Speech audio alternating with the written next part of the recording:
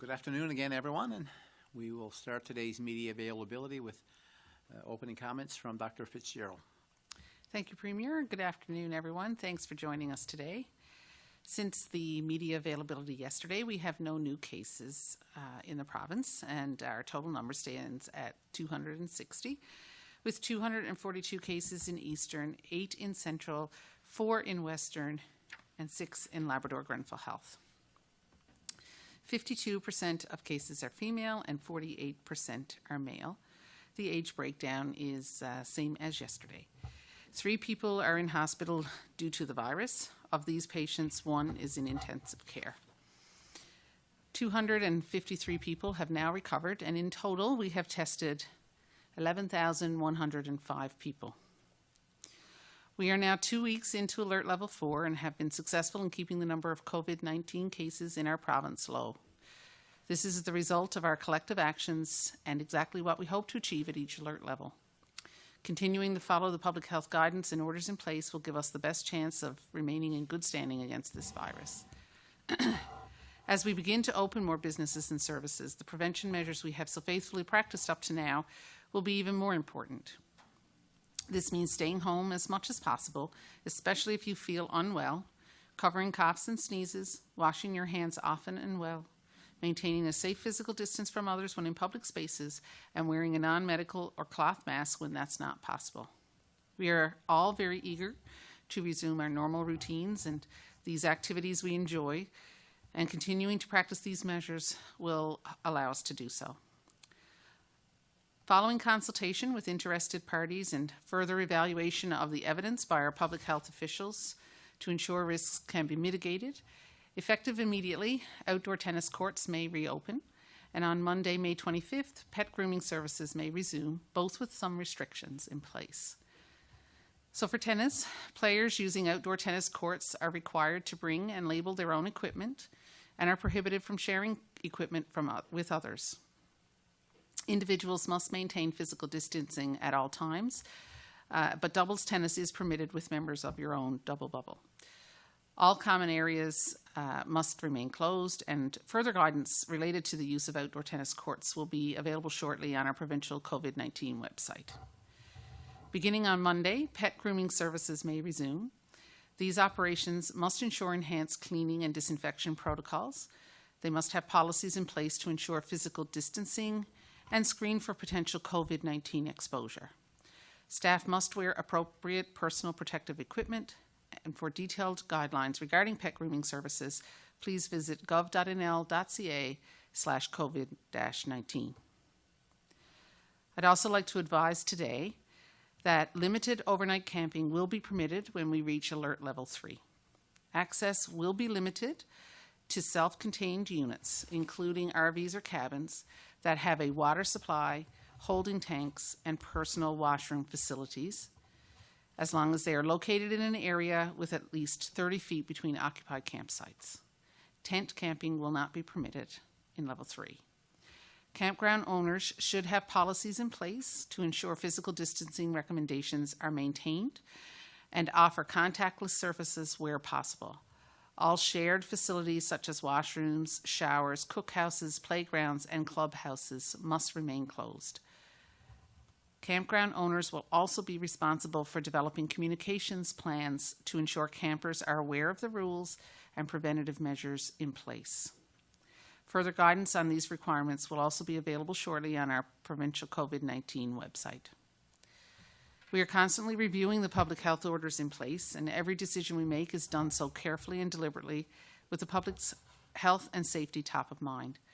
We know how important it is for people to be able to partake in as many services and activities as possible as we navigate living with COVID-19, but we must be confident that we can do so safely. As a recap for those who may have just joined, we have no new cases since yesterday's media availability. The total number of cases in the province remains at 260, with 242 cases in Eastern, 8 in Central, 4 in Western, and 6 in Labrador-Grenville Health. We have now seen firsthand what we can accomplish by working together, and it is incredibly uplifting to know that in this time of adversity, we continue to support one another despite individual challenges we are experiencing. Throughout this pandemic, I have been heartened by the compassion, commitment, and sense of community we have relentlessly shown. It is a testament of our determination and spirit and to who we are as a province. We have already come so far, and we will get through this together. Hold fast, Newfoundland and Labrador, and have a good weekend. Thank you. Well, thank you, Dr. Fitzgerald. And good news to report again with no new cases, of course. Always good to hear that news for Newfoundlanders and Labradorians. Also some good news for those tennis enthusiasts and people that were looking for some changes in pet grooming, also for those interested in camping. So this is so far a good news Friday for this table. So let's keep it up. We know the measures are working, but as been mentioned, we must remember to continue to follow the health guidelines if we want to see the successes that we reported today, especially as we head into another weekend. And I think all of us know that as people that participate at this table level, we've always stressed the message over and over again about following the public health guidelines. This is, of course, critical as we stop the spread of this virus. We know that it still lives amongst us, and we see reports coming out from Central Canada today and other provinces. So we must know that even though we're seeing some changes, we cannot be complacent. We must continue to work together to keep COVID at bay as we continue to work with you to support residents and businesses within our province. We know that our business community has faced some significant challenges since the onset of COVID-19, and we will continue to work with them, listen to their concerns wherever possible. We will facilitate processes that will help them carry out operations as best they can during these changing and unprecedented times. An example of this today was the announcement by Minister Osborne that he made this morning that involved a number of supports that will help ease pressures of local businesses. It's about deferral and waiver of some fees, total amounting up to $6 million. The steps will reduce the regulatory burden that business often have to carry. So what this comes down to is further easing some of the operational pressures that faces businesses. It also frees up some cash flow for them. So to dig a little deeper into what's included in today's announcement, there's effective immediately the collection of workplace NL assessment from employers has been deferred after August the 31st with no interest or penalties. This is something that employers have to report to normally in normal times on an annual basis. Clearance letters will continue to be provided during the payment deferral period.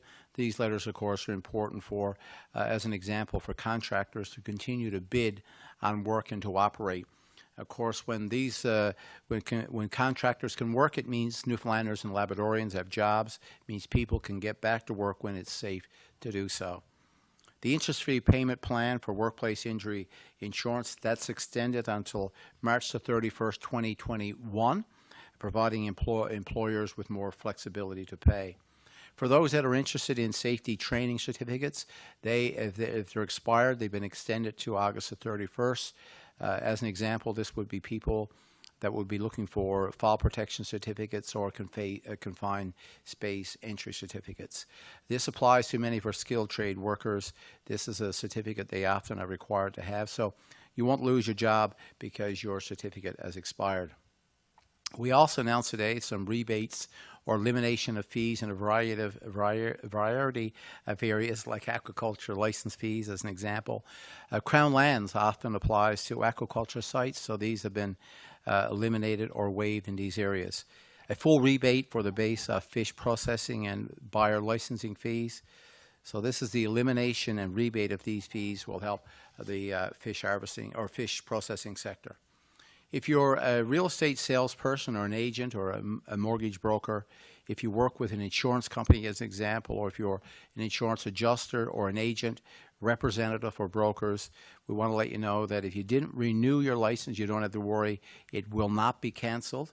And you'll be remain in good standing until the public health restrictions are lifted and you're back to your normal regular business.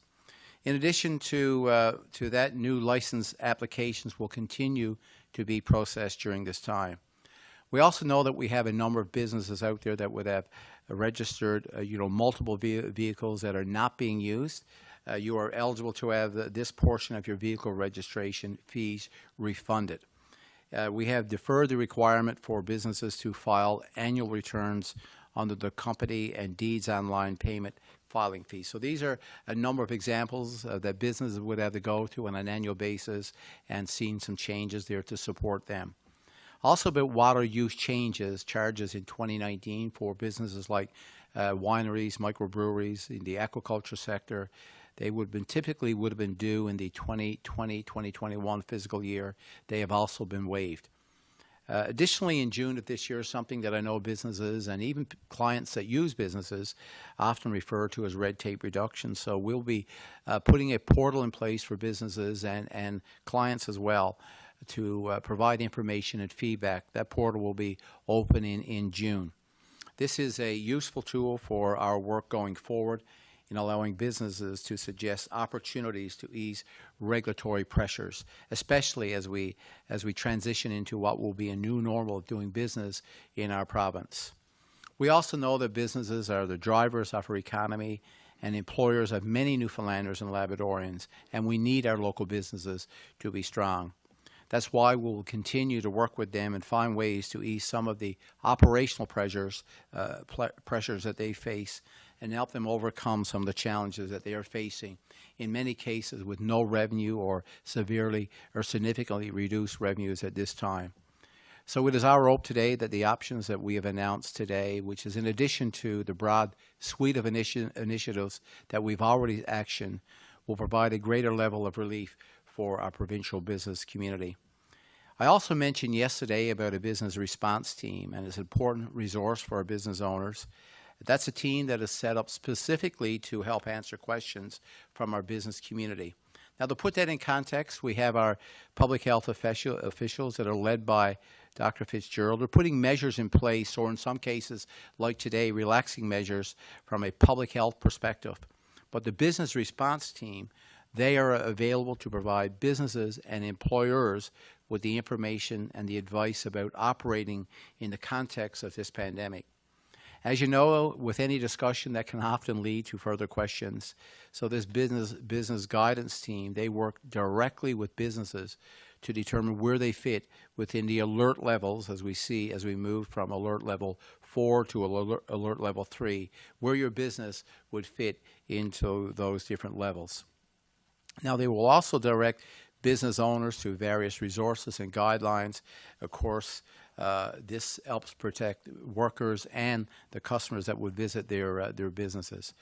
So if you own a business, if you manage or run a business for someone else, or you're an organization in this province, this business response team is there for you. You can reach them by telephone, 1-833-771 or 0696, or you can email your inquiries to covid19info@gov.nl.ca. So there's a lot of work that's being done as we plan and move towards a new normal in our province. We've put in place a number of supports to help you along the way. And we must remain optimistic about reopening our economy and focus our attention on how we can best do it safely, which in turn supports the residents of Newfoundland and Labrador. Now, we know that businesses are core to every community. These are the people that provide donations and supports for many community groups. And as we talk about putting supports in place for them, they have a great new support in place for you. It's a website that's called the Neighbor Good, and that's an initiative with the St. John's Board of Trade and 11 other partners across the province, and there's room for more. So I know many of you have been adapting to online shopping, I hope local online shopping, and there you can get home delivery, you can get curbside pickup. So think about supporting our local business community. So if you have a moment today after the briefing, check it out by visiting the neighborgood.ca, and let's support some local businesses. So as we head into the weekend, you can expect the same routine of news releases. On Saturday at 2 p.m. we will put out an update. On Sunday, likewise, 2 p.m. we will put out an update. But starting on Monday, you'll see the panel here at this table change a little bit. We'll be moving to 3 days a week for COVID briefings. So we'll be here on Monday, Wednesday, and Friday at 2 p.m. And on Tuesday and Thursday, we will provide the updates like we've been doing on Saturdays and Sunday. So if you're wondering why that we've been doing this, this is a decision about balance, about balancing the time for all the priority areas. It allows us to continue to provide information from this table, but by news releases as well. And lets us provide the answers, questions about the pandemic in this usual format. But also there's a big focus on about time management of our public health officials. So this is a consideration of the workload that has increased with them as we open up our province and our economy. So this will give them the time to do the important work that as we start operating in what will be a new normal for Newfoundland and Labrador. Now, if things change, and we start seeing a increase of positive cases, we will quickly be back at this table on a daily basis. So what this comes down to is, as I said, some time management. It is about working for you and supporting you through this pandemic. This is not a single, these changes are not a single that this pandemic is over, but it is how we will learn to live with COVID-19 in our province. So if you have any questions over the next few days in regards to the alert level systems, resources and supports both provincially and federally, visit our COVID website. It was created for you. And go there. It's an easy go-to format where you will find the information. And when we are not here on a daily basis, this website will be regularly updated. So keep up the good work over this weekend. Maintain physical distancing and keep washing your hands, as Dr. Fitzgerald has often said. And if you can't practice safe physical distancing, make sure that you wear a mask, especially in higher populated areas or in congested areas. Remember, it's just not about your safety, but it is about the safety of all those around you. So let's keep working together and protecting each other, and we will continue to get the results that we've seen in the past few days. So with that said, I will now turn it over to the Minister, Minister Haggie, for his comments today. Thank you very much, Premier. Well, it's day 75, and we've got 14 or 15 days now of zero. And who'd have thought no change would actually indicate significant progress. So well done, Newfoundlanders and Labradorians. It is you who has got us here. The vast majority of you have listened to Dr. Fitzgerald's guidance and orders and recommendations. So well done. Interestingly enough, yesterday, a presentation at the House of Commons Committee on COVID-19 was made by a world-renowned epidemiologist, and he said, we look around the world for successful responses to this pandemic, but we can also emulate best practices in our own country. Colleagues in Newfoundland and Labrador control COVID-19 rapidly, and they tell us how to be proactive. So well done, Dr. Fitzgerald and her team, for their leadership that's taken us through these 75 days, and longer for Dr. Fitzgerald, because I know she didn't just start then. It's another example of how the healthcare system in this province is actually leading the country. It's not perfect, and it's certainly not an excuse for complacency. But I think it's another occasion when we can just step back and say, we actually do things well, and we're very bad at showing others what we do well. So well done, Dr. Fitzgerald. Questions that have come to me recently have been around the changes in the regional health authorities to bring up our level of planned activity to deal with less urgent cases. Urgent and emergent cases have been managed on an ongoing basis, and we've shown that by our bed occupancy figures and these kind of things. We are getting more people into hospitals slowly. Our concern around this is always around the PPE that we would need to be able to do that. The decisions about who comes in and what treatment they get is, as always, a clinical one. So for those of you who've reached out and said that they feel that they have been overlooked or that their clinical situation has deteriorated, I would urge you to go back to your first point of contact, your primary care physician or your nurse practitioner, and get them to reassess matters virtually, if possible, or in real time if need be. They are your advocates with the specialty community, and that discussion between primary care provider and specialist determines the priority. It's not an administrative decision, it's not a political decision, it's a clinical decision. It always has been, and that's where it should really rest. We've done very well with virtual care of the clinics that have been deferred through Eastern Health, for example. A full 25% of those visits have been performed virtually. And today, NLCHI, the Centre for Health Information, has launched a new web portal for both healthcare providers and patients based around virtual care to explain to patients how best to access it, but also to help physicians who want to get into that realm to do it, or to support those who are already there. So that's another tool in bringing our healthcare system another step forward to a new way of life, adapting to COVID. Again, if you have concerns about other non-COVID related health matters, 811 is there to deal with it. Your regular healthcare providers are there virtually and in FaceTime and in face-to-face time if that is necessary. So again, we're nearly at the decision point for going to alert level 3. I think it's important that, as Dr. Fitzgerald says, we hold fast, we hold the line, and we hurry slowly to make sure we do not trip or fall on the way. So the key has been distancing. The key is your bubble, bigger as it may be now. It's to protect that, and it's to respect other people.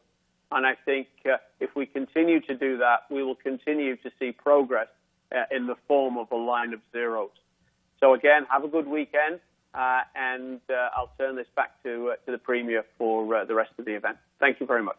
Well, thank you, Minister Haggie, and you're correctly and rightfully pointed out the leadership that was mentioned yesterday to Dr. Fitzgerald and her team. But likewise, I think I want to send a compliment out to you as Minister too, who is leader of our Health and Community Services Department. So it's a great team effort, and I want to join you in thanking Dr. Fitzgerald and her group for the leadership they have provided during this pandemic. So with that said, I will now turn it over to the media for today's questions. Thank you, Premier. For the benefit of our speakers, we have 5 reporters registered for today's call. Each reporter will have the opportunity to ask 2 questions and 1 follow-up. We suggest that you not ask rumor-based questions.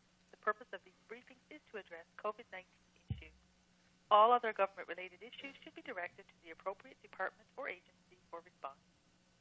Reporters will ask questions in the order they registered for today's call. Please do not press *1 until your name has been called. Following this, should time permit, there will be an opportunity for single questions. This call will end at 2:59 p.m., and any further questions can be emailed. Our first questions today are from Marie-Isabelle Rochon of Radio Canada. Please go ahead.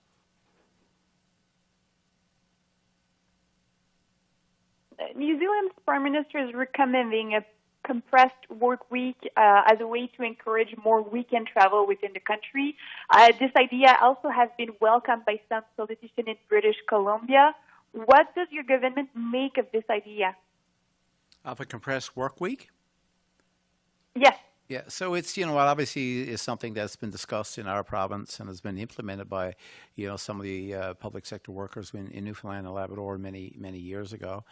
So right now is with the number of, with the travel restrictions that's been put in place in Newfoundland and Labrador, just like every decision that would be made, it's done through a risk assessment analysis. Of course, we want to make sure that we can do things safely. And when we get into a position later on this summer, hopefully, if conditions are right in making those decisions, we will put a staycation, program in place for Newfoundlanders and Labradorians. And what days they decide to travel on this, many of them are shift workers now, as we know. So it is not the same in every single province, but the whole idea of having people and giving people the freedom of moving around their province when it's free to do so.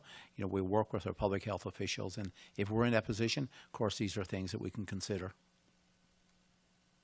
But is your government in favor of the compressed work week or not? Well, from a public health, from a public sector workforce, we've had compressed work weeks in place, many, many years ago for some workers. So this is not something that we would say no to today, but it's not something that we're considering at this time. Right now it's a focus on making sure that we can appropriately move from level 4 to level 3, and then from a business and a tourism aspect of it, we're looking for putting supports in place to safely let Newfoundlanders and Labradorians move around this province at any day of the week. Thank you. And I've been talking this morning with owners of Airbnb, bed and breakfast, or registered bed and breakfast, who they feel totally forgotten. A lot of them will not open this summer. They feel that they will not be able to pay their electricity bill, their tax bill, even if they are closed this summer. What do you have to say to that? They are not forgotten. We'll be working with the accommodations and hospitality, Newfoundland and Labrador, the tourism sector in general. And we know right now that it's getting time that we must be ready to show our supports. Some of them have felt, simply because of the magnitude and the size of their business, that some of the federal supports do not necessarily apply to them. Some criteria changes that we saw last week will allow some of the very small businesses within the tourism sector to now apply. ACOA has been getting involved, as well as some other groups around the province as well. And the provincial government will be there to support them also. Our next questions are from Kellyanne Roberts of NTV News. Please go ahead. Thank you. I have a question here that was sent to me by a concerned Newfoundland and Labrador physician that I will read out. It says that is the goal of the current public health measures keeping the curve flat in order to maintain healthcare capacity to deal with a potential surge in COVID patients, while also continuing to treat other medical conditions and learning to live with COVID-19 in a way that does not continue to shatter Newfoundland and Labrador's livelihoods? Or has the goal now changed to avoiding COVID-19 infections at all costs until a vaccine is available, no matter how long that takes or no matter how deleterious the socioeconomic and health effects? I'm wondering for your response to this.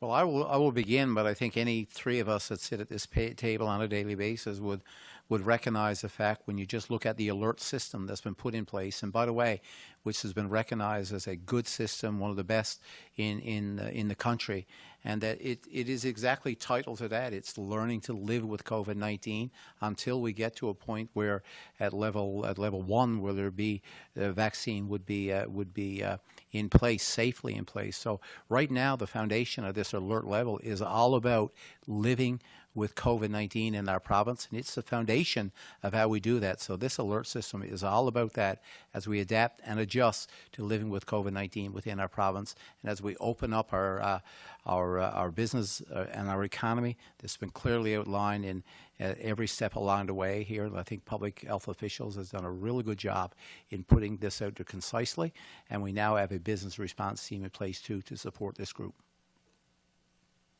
I think from a healthcare system perspective, in terms of capacity, there is always going to be a need to be able to react to a resurgence of COVID numbers. We've had the discussion on many occasions about the issue of a second wave or subsequent waves. It's coming, and we need to have that capacity there. In terms of progress, and how great that surge capacity needs to be.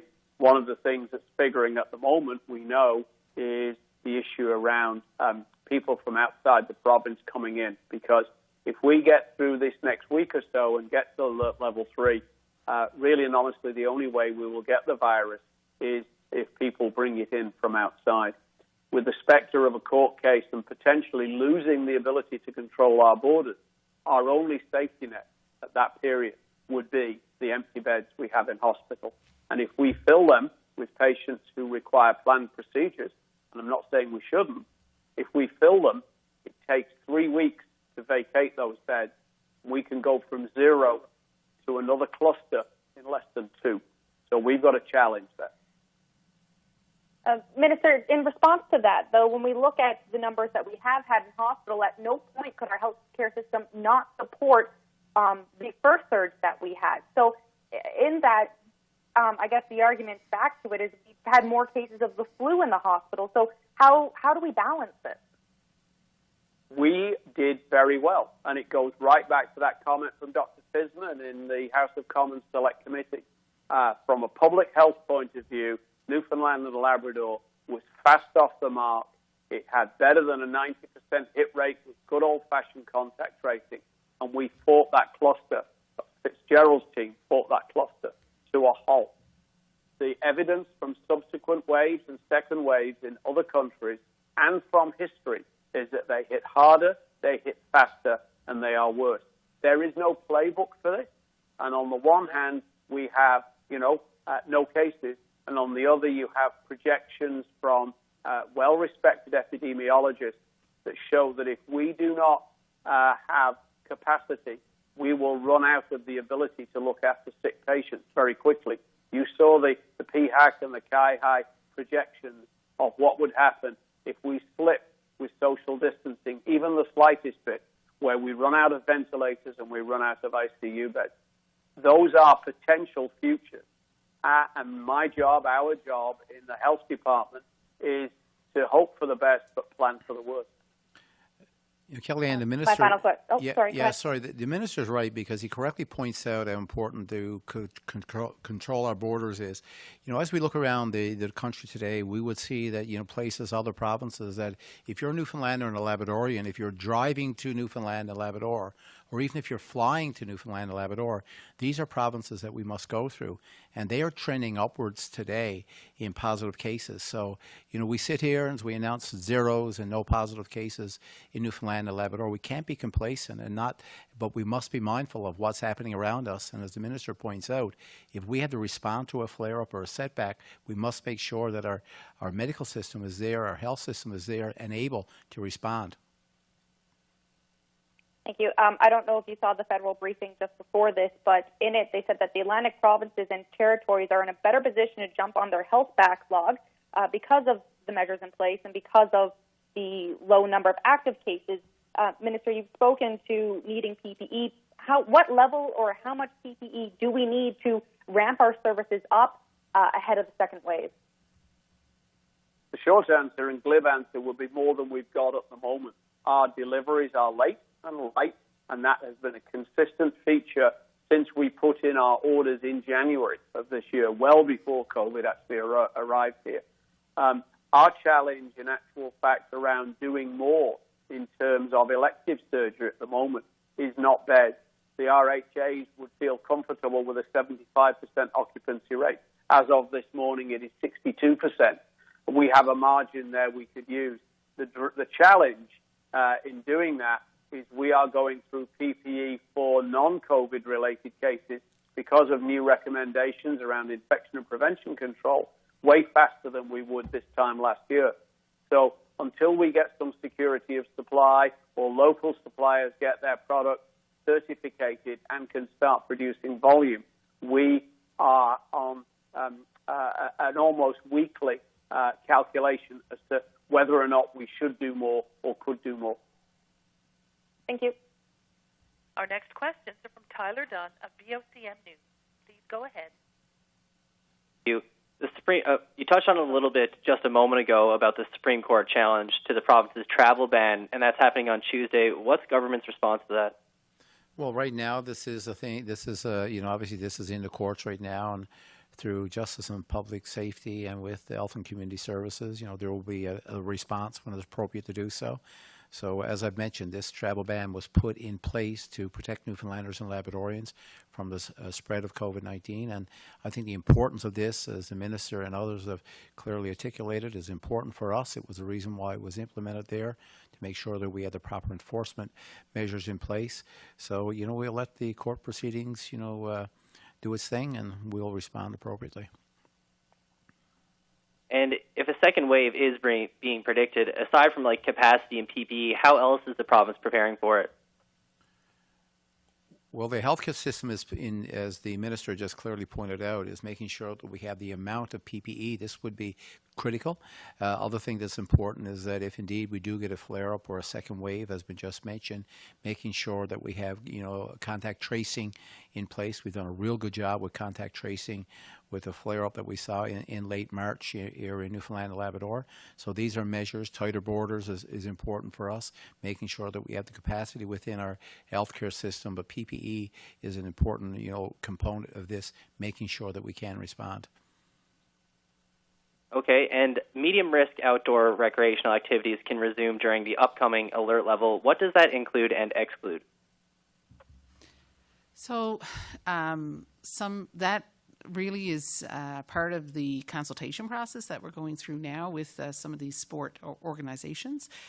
So we're thinking outdoor field sports, perhaps done differently than in some ways than they have been previously done before. But it's basically if it can happen outdoors where we know the risk of transmission is lower, with physical distancing respected as much as possible, and taking into consideration spectators and shared facilities and things like that, shared equipment.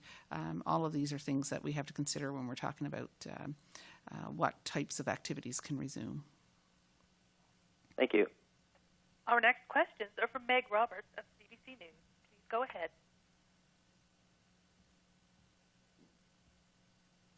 Today, tennis, dog groomers opening. The conversation yesterday was to hold fast for the next level. So what has changed? I think the conversation has always been around making sure that the public health officials at the appropriate amount of time that was required to do the risk assessments, to make sure that they met with the organizations. And this is one of the reasons, as I just mentioned, as we move into alert level 3, is making sure that the public health officials, they have the appropriate amount of time that's required to make those decisions. Fundamental and underlying all of this is that you do this safely to protect not just the workers there, but also the people that would use those services. So these are the decisions that come out of public health, not politically driven at all, but making sure that public health officials are given the time and the ability to make the decisions based on those particular operations. Minister Haggie, there are other fertility clinics across the country that are open. So, if people can get their hair and their nails done, why can't they get fertility services, especially given the fact that the clinic is outside of the hospital? In actual fact, the entire service is outside the hospital, Meg. It's a difficult situation. I appreciate that. In actual fact, there's only one clinic that I'm aware of that is open, and that is partially open, and it's in Calgary. Halifax is still closed, and the Ontario clinics that I'm aware of are closed. As I say, these are all private facilities.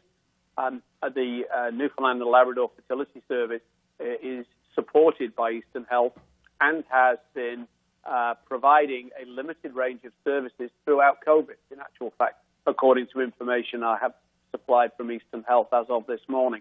So, again, that goes back to the clinical decision as to what is time sensitive from the point of view of treatment, and that's a clinical decision. Obviously, I have no control and very little insight into what goes on in other jurisdictions, but we have an expansion plan, a resumption of normal. Eastern Health have discussions with the clinic about when they're going to expand the range of services that they've already been providing. And I would imagine that they would be making some announcement about that over the course of the next week or so. Testing is, we are told, one of the keys to stemming the pandemic. Yesterday, the Prime Minister announced that the federal government will help the provinces scale up testing and contact tracing. And last night, during his call with premiers, he re-emphasized this as a priority. Have you agreed to the funding, and what would that look like here in Newfoundland and Labrador? Well, thanks, Megan. Certainly that was part of the call with the Prime Minister and other premiers for the last couple of weeks now on what a national testing strategy would look like, and that's varying. It's also around serological testing that would be for Canadians as well. This is a federal program, a federal responsibility, and a federal cost. So really no negotiation on funding. The Prime Minister has clearly pointed out that this would be borne by the federal government, the cost to do this level of testing that they're talking about from the federal government. Thank you very much. Our next questions are from David Marr of The Telegram. Please go ahead.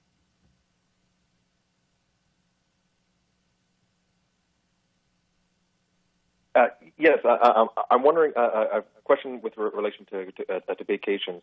I know that there's been no explicit ban on interprovincial travel, but I'm just wondering if you could offer some more clarification on interprovincial travel, and as well, sir, a secondary question in terms of accommodations reopening, hotels and motels and whatnot. Are there plans for public health officials to visit those sites and ensure that they're complying with guidelines? So I think there was the two questions that I heard there. One would have been how you move around the province using the local airlines, and that was, of course, we want to still ask for Newfoundlanders and Labradorians to travel only when necessary. From the accommodations point of view, this is something that we're working on now with our Cabinet Committee on Jobs, and recommendations that we see coming out of Hospitality Newfoundland and Labrador. What services, how can we support them? Any service that we put in place or complementary measures would be indeed complementing, what's available from the federal government. So moving around the province, essential travel, or limit your travel as limited as possible, because we still know that this virus is within our community, but we must do so safely. We also know that people are looking to see the ability to move around, but when we'll take the advice from public health officials on how on what measures would need to be relaxed to allow that to happen. Dr. Fitzgerald, do you have any comment on that front? So with regard to traveling, obviously we do have to take into account our situation, and we've been encouraging people to try to stick as close to home as possible, and certainly while you're traveling to stay within your bubble, and to limit your contacts with people outside of your bubble as much as possible, because we know the more contacts you have outside of that bubble, the higher the risk is of either contracting or spreading COVID-19. So, all of those public health measures that we've recommended up to now, with physical distancing and washing your hands and staying in your bubble, those all still apply regardless of what kind of travel you're doing. And, hotels and motels were not closed. So, the reopening or people traveling and staying in those areas, obviously guidelines will have to be in place for how that can happen safely. Thank you. Ontario says that they're going to be releasing a plan for random testing of their population sometime next week. I suspect this might be kind of tied up with the federal conversation in one of the previous questions there. But I'm wondering, what is the plan for random testing in this province? Will we see that with alert level 3, 2, 1? So we have to be careful with testing. You have to know what question you're trying to answer when you're doing the test. To do testing just for testing's sake is not really a good idea, nor is it recommended. So we know that we have a low prevalence in our population right now, and we know that the risks of having false positive tests go up when your prevalence is low. So you have to think about what the potential unintended consequences will be of testing large numbers of people who have a low risk of disease, because you could end up with false positives. Then you also have to consider the false negatives. We have, none of these tests are perfect, and we know that there can be up to 30% false negative rate with these tests. So that's something you have to consider, because that sense of security that can come with having a negative result may relax somebody's attention to some of these public health measures that we've been recommending all along, that we know works to reduce the spread. So you have to be careful about that. And if you have somebody who is a false negative, they could be spreading disease and not realizing it. So we need to have a question that we want to answer by doing that type of testing. And, we certainly, as we go forward, we will develop a testing strategy. And as if we have to contend with a surge, a second wave, and we start to see an increase in prevalence in our population, then the value of such testing may be higher in that situation. Thank you. And I think this flows into my next question. You've asked 3 questions already, so we're going to move on now to single questions, starting with Marie-Isabelle Rochon of Radio Canada. Please go ahead.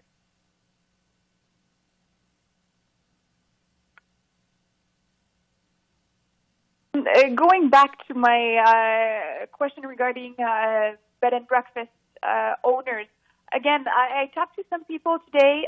They were saying that they are going to go away this summer. They're going to work in another province because they don't qualify for any federal help right now.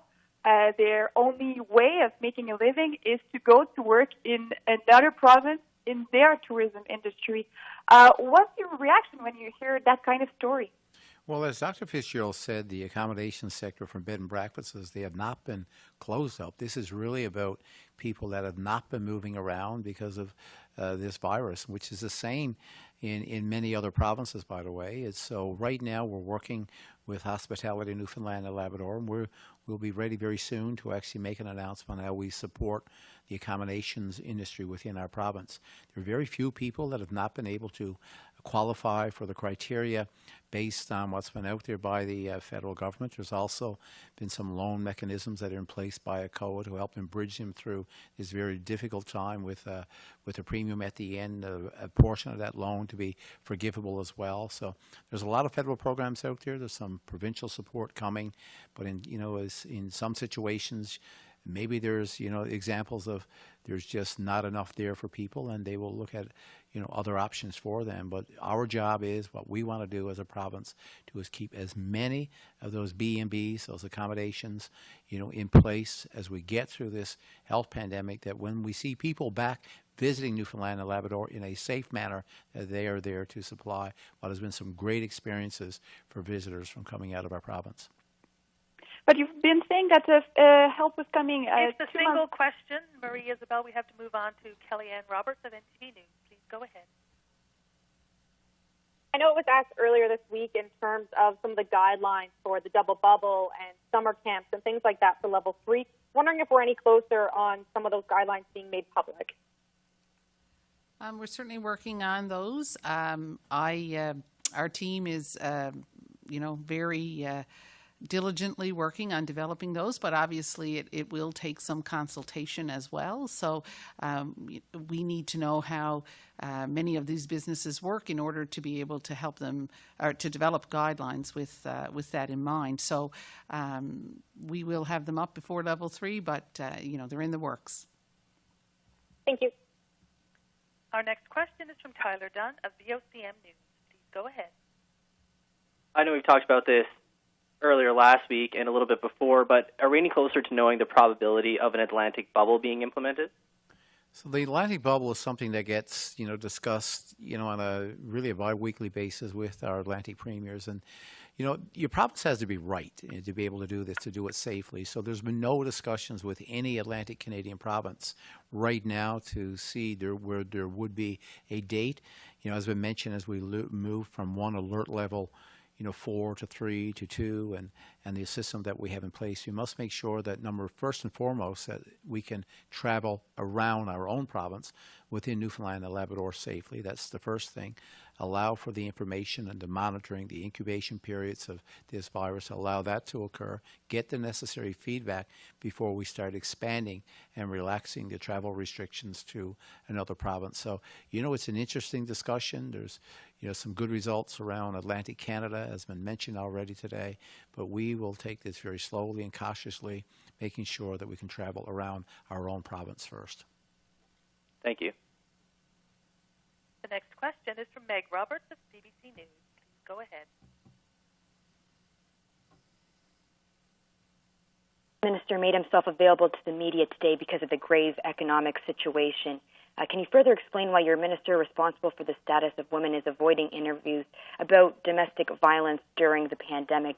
Why don't you invite her to attend the briefings next week? Well, she can, she's the minister. All our ministers, by the way, are available to the media at any time. And I think, CBC and NTV and I think VOCM has reached out. I think there's some media plan for this particular minister next week as well. We've had various ministers that would be out there publicly speaking on behalf of their departments. I think it's not about who participates at the panel, is what services are in place. And I think the real issue here today is that we do not want to leave women in our province feeling that there's no measures, there's no help available to them. There is services available to them. We've clearly outlined them, through these panel discussions, and we know from media outlets, from transition houses and so on, from the Department of the Status of Women, that there are supports in place. We have with the RNC, this department working very closely. This is a policy-driven department right now. They participate on all the committees that we would see within government on decisions around social and economic policy. So this is a very small but a very busy department that's working, and they are available. The minister is available to the media and has been available to the media this week. So right now, as all our ministers are available, I encourage you to reach out if you have questions. The The next question is from David Marr of The Telegram. Please go ahead. I'm wondering, I understand that there's privacy concerns in terms of discussing individual cases, but noting the one case that's in the ICU, they seem to have been there for quite some time. I'm wondering, is there anything that public health officials, are learning about this disease in light of this particular case? So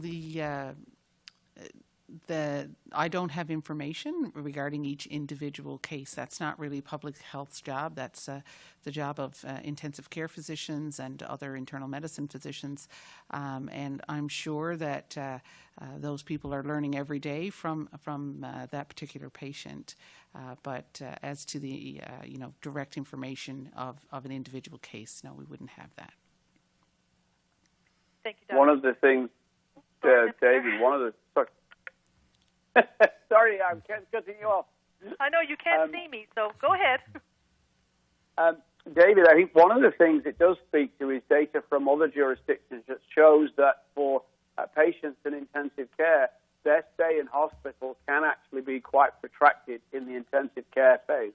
And it's another calculation that you need to have in mind when you're working out demand and supply of beds.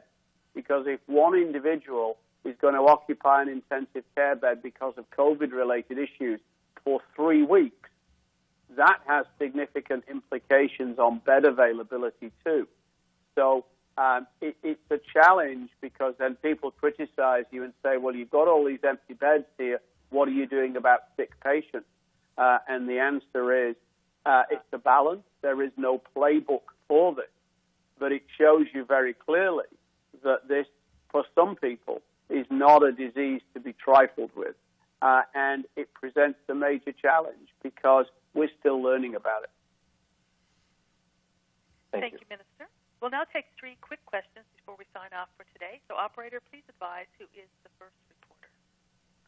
Thank you. Kellyanne Roberts with NTV News. Please go ahead. Thank you.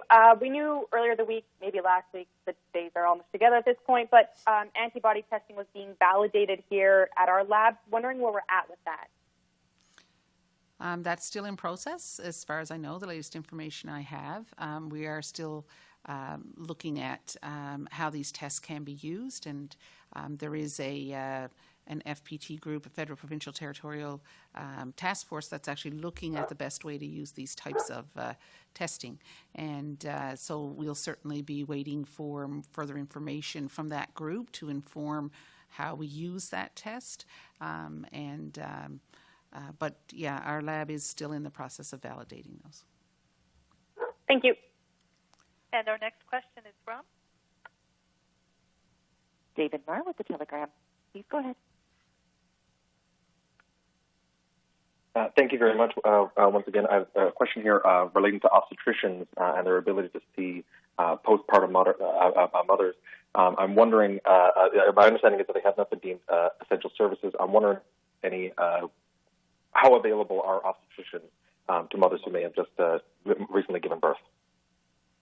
I think you've got to bear in mind that from an obstetric point of view, I don't know how you would not call them essential. It seemed a bit of an odd descriptor. The decision as to whether or not an obstetrician needs to see a patient and examine them is entirely down to the physician, and has never been taken away from them and never should be. So how that is organized is something that should be done in the light of COVID. If these individuals are currently inpatients in a hospital and the obstetrician who delivered them has privileges there, then really and honestly, I'm not sure I would see any issue with access at all. Thank you very much. And if I can say happy birthday, Mom. Thank you, David. Our next question, please. It's from Meg Roberts with CBC Newfoundland and Labrador. Please go ahead. Seasonal residents are going to be allowed to visit their summer homes in PEI starting June 1st, as long as they get pre-approved by providing travel documents, proof of property ownership, and a written plan on how they will self-isolate. PEI trusts them to follow the safety measures. Why do you not trust that seasonal residents of Newfoundland and Labrador will do the same? So for travel restrictions within Newfoundland and Labrador, matter of fact, I had this very conversation with the Premier of Prince Edward Island just the day before yesterday. So, they're putting in some travel restrictions, and they're going to allow some certain residents that would have been, coming from, I guess, other provinces within Canada, as we know that international travel has been restricted and for at least another month. So, for us right now, is we've made a decision here in our province to speak about and relax some of the measures around traveling within our province. We see that as a first step. Any decision that will be made on that will be done with the support of the public health officials through Dr. Janice Fitzgerald. So right now, we're comfortable with where we are. We recognize that there's a lot of people that would own property from outside our province that would enjoy coming to Newfoundland and Labrador, but our situation is a little different. And so right now that, we put those alert levels in place that do not include people traveling for extended stay coming in our province. But you know what? These are things that you'll consider as we move through the alert system. And as we've seen today, there's been changes based on information that's been provided. But right now, the decision stands. And, we'll deal with traveling around our province as opposed to people coming from outside Newfoundland and Labrador to visit their seasonal properties. We just need to look no further than what's happening in Ontario today, as many of those people would be residents in that particular province, to see the level of exposure that we're seeing there today. Thank you. Thank you very much. The time for questions has ended. Please join us again on Monday, May 25th at 2 p.m., 1:30 in most of Labrador. Have a great weekend, everyone, and if you can go camping, go for it. Bye.